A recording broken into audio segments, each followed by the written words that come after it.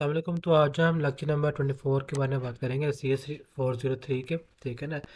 अब 403 में हम आप कह सकते हैं कि डेटाबेस में पहुंचने लगे हम, यानी कि हमें एसक्यूएल में पहुंचने लगे। अभी जो है ना हमारे पास है वर्टिकल पार्टीशन। ठीक है ना। वर्टिकल पार्टीशन होती क्या है? मिसाल के तौर पर हमारे पास ये मैं सक्सेल खोल लेता हूँ, मैं ओपन कर लेता हूँ। मैं बस आपको समझा दूँ वर्टिकल पार्टीशन और हॉरिजॉन्टल पार्टीशन में क्या फ़र्क होता है। ठीक है। जैसे कि मैंने यहाँ पे ओपन किया, एम एस एक्सेल ओपन है। वर्टिकल का मतलब क्या है? जो हमारे पास डाटा जो होगा ना, अच्छा करके सिलेक्शन हो रही है वाली, इससे हम कहते हैं वर्टिकल पार्टीशन। ठीक है ना। हॉरिजॉन्टल पार्टीशन का मतलब क्या है? हमारे पास डाटा इस तरह का रहेगा, रो वाइज। क्लियर हो गया? हमारे पास डाटा इस तरह आएगा, रो वाइज आएगा, जबकि वर्टिकल में क्या है? हमारे पास इस तरह का डाटा आएगा। ठीक हो गया? ये फ़र्क होता है वर्टिकल और हॉरिजॉन्टल पार्टीशन में। यहाँ पे जो लिखा हुआ है वो सब चीज़ें लिखी हुई है। प्राइमरी की repeated in all vertical partition of a table to get the original table.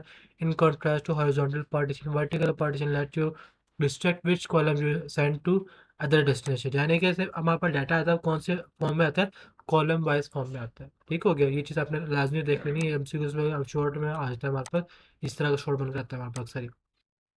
चलिए, अब आगे हमारे पास जहाँ पर उन्होंने एग्जाम्पल दी हुई है। ठीक है ना, ये वाले। ठीक है ना, इसको देख लीजिएगा लाजमी। ठीक है ना, क्योंकि मैं आपको मैंने समझा दिया इसका कॉन्सेप्ट आ रहा है। ठीक है। अब आगे हमारे पास रेप्लिकेशन। रेप्लिकेशन का मतलब क्या है कि आपने जो है ना अपने डाटाबेस से कॉपी एक जगह दूसरी जगह से लेके आनी है। ठीक है ना। The process of copying portion of database from one environment to another and keeping subsequent copies of the data in synchronization with the original source. यानी कि हमने क्या करना होता है? एक डाटाबेस है हमारे पास। ठीक है ना, हमारे पास क्या है? एक डाटाबेस है। हमें डाटाबेस यहाँ से पूरी की पूरी कॉपी करके ना, यहाँ से पूरी पूरी कॉपी करके हम कहाँ पे ले आए हैं? इस जगह पे ले आए। सपोज कर दूसरी जगह पे ले आए। ठीक है ना, उससे और हमने क्या चीज़ मेंटेन करनी है? जिसके साथ वो डाटाबेस कनेक्ट है, हमने जो है उस चीज़ को मेंटेन रखना है जिसके साथ हमारी डाटाबेस कनेक्ट है, उस पर अफेक्ट ना हो। डाटाबेस किसी ना किसी चीज़ से कनेक्ट होगी ना, जिससे हमारा डाटा आ रहा है। ठीक है ना। हमने जो है डाटाबेस एक जगह से दूसरी जगह शिफ्ट करनी है, लेकिन हमारे जो भी सॉफ्टवेयर, जो भी वेबसाइट का डाटाबेस कनेक्ट है ना, उसको अफेक्ट नहीं होना चाहिए। क्लियर हो गया? आगे हमारे पास है क्लस्टरिंग फाइल्स। क्लस्टरिंग फाइल्स का मतलब क्या होता है? हमारे पास जो रिकॉर्ड्स होते हैं, हमारे पास डिफरेंट टाइप्स ऑफ रिकॉर्ड्स होते हैं, उसको एक लोकेशन से दूसरी जगह कैसे शिफ्ट करना है। जैसे कि मैं चाहता हूँ भाई, एक डाटाबेस मौजूद है हमारे पास। एक डाटाबेस में यहाँ पर 3-4 टेबल बने हुए हैं। अब मैं सिर्फ और सिर्फ एक टेबल एक टेबल का एक स्पेसिफिक रिकॉर्ड कॉपी करके दूसरे डेटाबेस के एक स्पेसिफिक टेबल में कॉपी कर पेस्ट करना चाह रहा हूँ मैं, उससे हम कहते हैं क्लस्टरिंग फाइल्स। क्लियर हो गया? हमने अपने रिकॉर्ड्स को, हमने अपने टेबल्स को एक ऐसी स्पेसिफिक लोकेशन में रखना जिसको हम देखते साथ ही पहचान जाए कि यहाँ पे ये रिकॉर्ड रखा हुआ है। क्लियर हो गया? ठीक है। जैसे कि मैं कह रहा हूँ, ये हमारे पास अलमारी बनी हुई है। एक अलमारी यहाँ पर स्टूडेंट्स की, एक अलमारी टीचर की। मैं कह रहा हूँ यहाँ पर जो अलमारी में जो स्टूडेंट है अलमारी है, यहाँ पर सारा का सारा स्टूडेंट कोड होगा। एक अलमारी टीचर की, वहाँ पर सारे के सारे कोड किसका होगा? टीचर का होगा। क्लियर हो गया? इससे हम कहते हैं क्लस्टरिंग फाइल्स। आगे यहाँ पर फिजिकल डेटाबेस डिज़ाइन जो हमने पिछले पढ़ा हुआ है, लेक्चर नंबर 1 से लेकर लेक्चर नंबर 21 तक, 22 तक हम यही पढ़ते आ रहे हैं कि भाई फिजिकल डिज़ाइन कैसे बनाते हैं, लॉजिकल डिज़ाइन कैसे बनाते हैं, मैथमेटिकल फंडामेंटल रिलेशनशिप क्या होता है डेटाबेस के अंदर। ठीक है ना। उसके बाद ER डायग्राम, नॉर्मलाइजेशंस। ठीक है ना, हमने सब चीज़ें पढ़ ली हुई, उससे हम कहते हैं फिजिकल डेटाबेस डिज़ाइन। ये सारे फिजिकल डेटाबेस डिज़ाइन के कॉन्सेप्ट वगैरह है। ठीक है ना। Database design is the process of transforming a logical design into an actual physical design. A logical data model is required before you can even begin to design. जैसे कि हमारे पास, आपको एग्जांपल देता हूँ, बड़ी अच्छी एग्जांपल होगी है। हमारे पास जो होता है ना, आप कह सकते हैं डाटाबेस डिज़ाइन। ठीक है ना। अगर मैंने यहाँ पर सिंपल सा ये लिखा है मैंने, ठीक है, ये मेरी इसमें चला तो आपको फ़ौरन समझ आ जाएगा कि किसके बारे में। यहाँ पर देखें ना, ये डायग्राम, ये हमने कितनी मरतबा बना चुके हैं डायग्राम। ये सारे के सारे होते हैं वहाँ पर डाटाबेस डिज़ाइन। क्लियर हो गया? ये सारे के सारे हमारे पास क्या है? डाटाबेस डिज़ाइन है। क्लियर हो गया? अच्छा जी। अब आगे जो है ना हमारे पास, आप कह सकते हैं इसके अंदर कुछ पॉइंट्स हैं। In depth knowledge of design के कि हम डीपली अगर पढ़े डिज़ाइन को, हम तो हम क्या आप इसमें सीख सकते हैं, क्या नहीं सीख सकते हम। ठीक है। ये सारे पॉइंट्स आपने पढ़ लेने हैं, ठीक है ना, कि हमारे पास डिज़ाइन का फ़ायदा क्या होता है, डिज़ाइन क्यों यूज़ करते हैं हम, ठीक है ना, किस लिए यूज़ करते हैं। इसमें क्या होता है, हमारे पास जो एंटिटीज़ होते हैं वो टेबल में कन्वर्ट हो जाते हैं, एट्रीब्यूट्स जो होते हैं कॉलम में कन्वर्ट हो जाते हैं, डोमेन्स जो होती है, डोमेन्स का मतलब क्या है कि उसका स्कोप क्या है, उसका रिलेशनशिप क्या है, वो हमारे पास डाटाबेस के अंदर कॉन्स्टेंट के अंदर कन्वर्ट हो जाते हैं, ठीक है ना। उसके बाद कुछ इसका आप कह सकते हैं एड्रेसेस है, जब हम इसको इम्प्लीमेंट करोगे ना एमएस एसक्यूएल के अंदर, आपको वहाँ पर क्लियर हो जाएगा, ठीक हो गया। अच्छा जी, आगे यहाँ पर structure query language. Structure query language का मतलब क्या है, एसक्यूएल, जो जिसकी अभी हमने असाइनमेंट की है एमएस एसक्यूएल की, ठीक है ना, ये वो आ गया यहाँ पर एसक्यूएल। एसक्यूएल हमारे पास क्या है, एक कौन सी लैंग्वेज है, आंसी स्टैंडर्ड है। वहाँ पर कौन सा स्टैंडर्ड है, ये आंसी स्टैंडर्ड है, अमेरिकन नेशनल स्टैंडर्ड है, ठीक हो गया। इसमें हम क्या करते हैं, हम डिफरेंट डिफरेंट कह सकते हैं स्टोरिंग कर सकते हैं और अपना रिट्राइविंग डाटा कर सकते हैं डेटाबेस के अंदर, और आपने ये रखना, ठीक है ना। और हम इसको कहाँ पे यूज़ कर सकते हैं, वेबसाइट डेवलपमेंट के अंदर यूज़ कर सकते हैं हम, ठीक हो गया। सॉफ्टवेयर के अंदर यूज़ कर सकते हैं हम, ठीक है ना। जैसे गेम्स होती हैं, गेम्स जब आप सेव करते हो वो कहाँ पे सेव होता है, उसकी डाटाबेस के अंदर ही सेव होता है, ठीक हो गया। अच्छा ये उसके बेनिफिट्स क्या है इसका, इसको यूज़ करने के लिए, एप्लीकेशन पोर्टेबिलिटी, लॉन्गेटिविटी, उसके अलावा वहाँ पर reduce dependency on single vendor. Vendor का मतलब होता है, आप कह सकते हो जो बंदा काम कर रहा है, जो बंदा वहाँ पर काम कर रहा है। वेंडर का मतलब होता है जो ऐसे ब्रोकर काम करता है ना, उसे वेंडर कहते हैं कभी कभार, जो आपके साथ काम कर रहा है, ठीक हो गया। Cross system communication is used for any type of interaction with the database through DBML. It can be used for creating table, insertion in the table and deletion as well as other operation also, ठीक है ना। SQL का मैंने पहले मतलब बताया था आपको मैंने, कि एसक्यूएल किस तरह इस्तेमाल की जाती है हमारे पास, इंसर्शन के लिए, अपडेशन के लिए, डिलीशन के लिए और क्रिएशन के लिए, ठीक हो गया। आगे आप बता, M S SQL server, as Microsoft SQL server 2000 उसका एडिशन, ठीक है ना। अगर आप यहाँ पर जाएंगे ना अपने एलएमएस में, आपका एलएमएस आ गया ये वाला, ठीक हो गया। आप यहाँ पे 403 पे, ठीक हो गया, यहाँ पे आप पहुँच गए। आप यहाँ पे आपने आना डाउनलोड फाइल्स में आना है, डाउनलोड्स फाइल में आएंगे ना, यहाँ पे आपको मिल जाएगा, ठीक है ना, ट्यूटोरियल्स का सर्वर मिल जाएगा आपको, ठीक है ना। ये सारे के सारे हमारे पास एडिशन रखे हुए ये वाले, ठीक हो गया। अब इसको इंस्टॉल कैसे करना है, यहाँ पे हमारे पास होगा इंस्टॉलेशन का तरीका भी यहाँ पर आ जाएगा हमारे पास, ट्यूटोरियल फॉर इंस्टॉलेशन ये रहा, ठीक है ना, फॉर एम एस एसक्यूएल के लिए ये भी आएगा हमारे पास। इसका एक और फाइल भी होगी हमारे पास, ये फोर जिनके पास विंडोज 7 है ना, ये उनके लिए हमारे पास है, ये उनके लिए हमारे पास है, ठीक है। और एक मौके से यहाँ पर और मज़े की चीज़ शायद मिलेगी, एम एस वीडियो भी यहाँ पर रखा हुआ है, किसी को चाहिए होगा तो यहाँ से डाउनलोड कर लीजिएगा, ठीक है ना। इंस्टॉलेशन है, ये वीडियो भी आ गया इसकी भी, ठीक हो गया। यस, डाउन कर लो वैसे आप, ठीक है, तो डाउनलोड हो रही है, ठीक है। ये एम एस वीडियो को कैसे इंस्टॉल करना, यूज़ कैसे करना, उसका भी आएगा वापस। तब तक मैं आपको इंस्टॉल एसक्यूएल सर्वर का करके दिखा दूँ मैं कि कैसे करना है, ठीक हो गया। ये देखिए ज़रा, हमने यहाँ पर एसक्यूएल सर्वर, आपने इसके ऊपर क्लिक करना है, सेटअप सेटअप इंस्टॉल करेंगे ना, आपने इसके ऊपर क्लिक कर देना है, ठीक है। तो उसके बाद install database server, install NS service, ठीक है ना, आपने ये दोनों कर लेना है, ठीक है। ये जो यहाँ पे लिखा है select install database server option, आपने ये इस पर क्लिक करना है। उसके बाद नेक्स्ट करना है, फिर उसके बाद लोकल कंप्यूटर में करना है नेक्स्ट, फिर आपने ऐसे यहाँ पर create a new instance of SQL server next कर देना है। उसको फिर आपने अपना नाम लिखना है, कंपनी का नाम व्यू लिख देना है, ठीक है, यस कर देना है। उसके बाद सर्वर क्लाइंट टूल करना है नेक्स्ट, ठीक हो गया। यहाँ पे जो डिफ़ॉल्ट होगा नेक्स्ट कर देना है, फिर आप नेक्स्ट करके फिर उसके बाद यहाँ पे इस तरह करके ना आपकी इंस्टॉलेशन कंप्लीट हो जाएगी, फिर आपके पास ये कंप्लीट हो जाएगा पूरा का पूरा, आपका बस स्कूल सर्वर आ जाएगा, क्लियर हो गया। अच्छा जी, अच्छा जी, अब यहाँ पे देखें, आपको क्लियर हो गया कैसे करना है आपने ये, क्योंकि मेरे पास पहले मौजूद है, मैंने गेट इनटू पीसी से डाउनलोड किया था, उसका मैं आपको वो भी लिंक दे दूंगा। अगर आपने वहाँ यहाँ से डाउनलोड नहीं करना है, आप सिंपल से यहाँ पर जाएँ, आप सिंपल से लिखें यहाँ पर Microsoft S M M S server, या फिर ये चाहिए होता है, मैंने एक ये चाहिए होता है, ठीक है ना, या फिर माइक्रोसॉफ्ट ये चीज़ चाहिए होता है हमारे पास, ठीक है। हमने करना है एक्सप्रेस एडिशन, ये वाला हमें चाहिए एक्सप्रेस एडिशन, ठीक है ना। यहाँ पे जाएंगे ना, यहाँ पे आपको डाउनलोड कर लीजिएगा, आपके पास आ जाएगा 19 वर्जन वाला। उससे पहले आपने करना है, ये मेरे पास आ गया देखें, ऐसे में आ गया, लेकिन मेरे पास इंस्टॉल है, मुझे ज़रूरत नहीं इन चीज़ों की, ठीक है।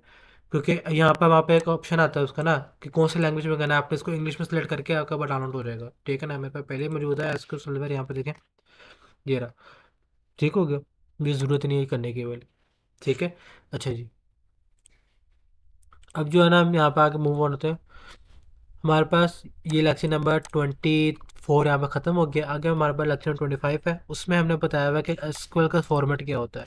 एसक्यूएल का हमारे पास फॉर्मेट क्या होता है। हमारे पास के अंदर कुछ लैंग्वेज होती है, जैसे कि डीडीएल है, डीएमएल है, ये होती क्या है, ये इसके बकायदा एमसीक्यू द्वारा पूछा था। डीडीएल में हमारे पास ये इसमें से कौन सी स्टेटमेंट आती है, डीएमएल में कौन सी स्टेटमेंट आती है, ठीक है ना। सिलेक्ट स्टेटमेंट कौन सा डीएमएल में आता है, डीडीएल में आता है, ठीक है ना। इस तरह के सवाल पूछते होते हैं हमारे पास एमसीक्यूज में खासतौर पर। डीडीएल में आपका क्रिएट एंड डिस्ट्रॉय आता है, डीएमएल में आपका इसका आता है इंसर्ट, रिट्राइव और मॉडिफाई। ठीक हो गया, इंसर्ट, रिट्राइव, मॉडिफाई। डीडीएल में क्या आता है, क्रिएट एंड डिस्ट्रॉय। ठीक हो गया, container use to create and destroy यहाँ पे लिखा हुआ भी है रहा। ठीक हो गया, उसके बाद हमारे पास है database. After the database structure defined with DDL. DDL का फुल फॉर्म क्या है, डाटा डेफिनेशन लैंग्वेज। ठीक हो गया, data definition language, data manipulate language होता है, डीएमएल। ठीक हो गया, अच्छा जी, ये वहाँ पे देखें ज़रा, ये वहाँ पर कुछ इसका रिजर्व वर्ड होता है, सिलेक्ट और इंसर्ट। ठीक है ना, यूजर डिफाइंड डिफाइंड रिटर्न इन लोअर केस, जो हम खुद लिखते हैं ना, वो हम उसको लोअर केस में लिखते हैं। ये कुछ रूल्स हैं इसके एसक्यूएल स्टेटमेंट के ना, यहाँ पे कुछ रूल्स हैं ये वाले, जो कि आपने फॉलो करने लाजमी है। ठीक हो गया, यहाँ पे लिखा है should not be use as identify the those thing in the command which are option are kept in this one. यानी कि जो हमारे पास अरेज के ब्रैकेट, स्क्वायर ब्रैकेट वैसे कहते हो, curly bracket mean required item, ये स्लैश ये जो हमारे पास बाहर है ना, मीन चॉइसेस, यानी कि और ऑपरेटर होता है बेसिकली ये। ठीक हो गया, means and item separate by comma, यानी कि मैथमेटिक्स में आपने देखा होगा, इसका मतलब क्या होता है, हमारे पास बेंचमार्क्स की चीज़ें आ सकती हैं। ठीक हो गया, जैसे यहाँ पे लिखा सेलेक्ट ऑल, यहाँ पे डिस्टिंक्ट ऑल, ये ऑल आ गया यहाँ पर। ठीक हो गया, select list from table view यहाँ पर आ गया। ठीक हो गया, ये बेसिकली हमारे पास का स्टेटमेंट ये ना, सिंटेक्स है, ये सिंटेक्स है इसका, ये फॉर्मेट है। लेकिन इसकी क्यूरी कैसे लिखेगी, select all from H D. इसका मतलब है कि हमारे पास जितने भी रिकॉर्ड्स है ना, जितने भी रिकॉर्ड्स है, आपने एस टी डी नाम के टेबल में से उठा लेने हैं। एच टी डी नाम के टेबल में से आपने क्या करने हैं, फैच करने हैं। जैसे कि अगर मैं यहाँ पर जाऊँ, माई स्कूल में चले जाऊँ मैं, ठीक है ना, आप माइक्रोसॉफ्ट एसक्यूएल भी यूज़ कर सकते हैं, लेकिन मेरे पास कोई टेबल बना हुआ नहीं है अभी वहाँ पर। ठीक है ना, तो मैं अभी क्या इस्तेमाल करूँगा, माई एसक्यूएल इस्तेमाल करूँगा मैं। ठीक है ना, आप माइक्रोसॉफ्ट एसक्यूएल भी इस्तेमाल कर सकते हैं, वो बोला। ठीक हो गया, मैं यहाँ पे आकर लोकल हाउस लिख लूँगा सिंपल सा, यहाँ पर डाटाबेस आ जाएगी माई एसक्यूएल की। ठीक है ना, अब यहाँ पे देखें ज़रा, सपोज कर मेरे यहाँ पर जो मेरे पास एक वेबसाइट है मेरे पास, देखिए इसमें चले जाते हैं, इसमें चले जाते हैं हम। ठीक है ना, अब मैंने सारे को सुबह लिख दिया मैंने, एनिमे कैटेगरी और में चला गया था मैं। ठीक है ना, यहाँ पे आऊँगा मैं, यहाँ पे लिखा है ना, select all from ad anime category. Category मैं यहाँ पे ओके गो करूँगा मैं, यहाँ पे देख रहे हैं जितने भी रिकॉर्ड होंगे ना, सारे के सारे आ जाएंगे।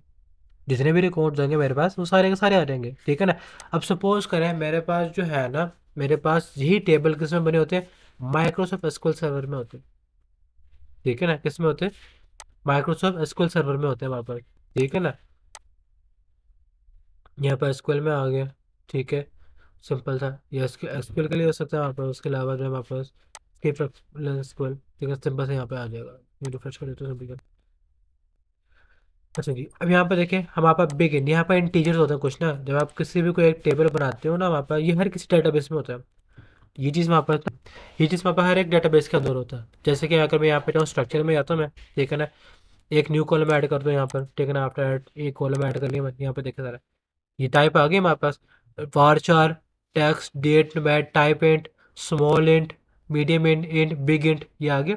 ठीक है ना, बिग इंट की हमारे पास लेंथ क्या होती है, ये लेंथ होती है। आपने वैसे एम सी के लिए याद रखना है, इंटीजर के लिए ये लेंथ होती है -31 के लिए, ऐसे 63 वहाँ पर बिग इंट होता है। 15 है वहाँ पर स्मॉल इंट होता है, टाइनी इंट होता है, ये 0 से 255, बिट होता है 10, डेसिमल न्यूमेरिक टेक्स्ट। ठीक है ना, ये देख रहे हैं, ये रहा डेसिमल न्यूमेरिक टेक्स्ट, ये रहा, कहाँ गया अभी, ये decimal, float, double, real, bit, boolean, serial, date. ठीक है ना, क्लियर हो गया इस चीज़ का। वारचार, अभी वारचार का मैंने मैक्स 8,000 तक कहता है।